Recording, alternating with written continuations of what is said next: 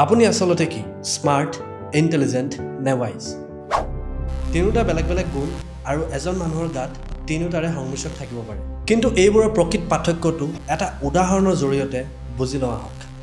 ধৰক এটা কোম্পানীত তিনিজন মানুহ কাম কৰে এজন স্মাৰ্ট এজন ইন্টেলিজেন্ট আৰু এজন ওয়াইজ বছে হঠাৎ ক'লে যে এই প্ৰেজেন্টেশনটো আজিৰ ভিতৰতে যেনেকৈ হলেও শেষ কৰিবই লাগিব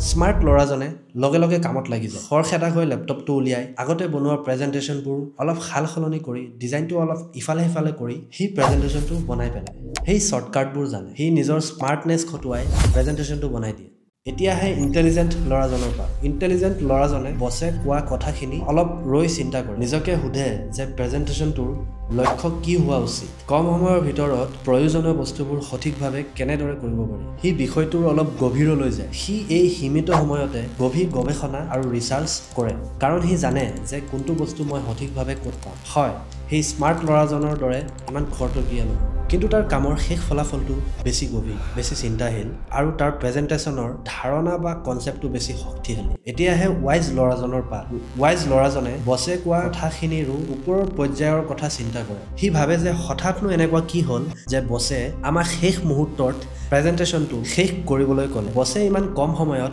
আমাৰ পৰা আসলতে কি আশা কৰিছে এই প্ৰেজেন্টেশনটো কৰাতকৈও ডাঙৰ কিবা উদ্দেশ্য আছে নেকি মই বাৰু বছৰ লগত এবাৰ কথা পাতি সুধি লওঁ নেকি যে তেওঁ মোৰ পৰা সঠিককৈ কি বিচাৰিছে যাতে মই সেইমতেই কামটো কৰিব পাৰোঁ ওয়াইজ লৰাজনে বছৰ লগত কথা পাতি নিশ্চিত হৈ লয় আৰু তেওঁৰ আশা বা এক্সপেক্টেশন মতে কষ্ট কৰি প্ৰেজেন্টেশনটো শেষ কৰে প্ৰেজেন্টেশনটো তিনিয়েই সম্পূৰ্ণ কৰিলে কিন্তু তিনিওৰে কাম কৰা ধৰণ আৰু প্ৰেজেন্টেশনৰ ফলাফল বেলেগ বেলেগ আছিল এতিয়া আপুনি কওক আপুনি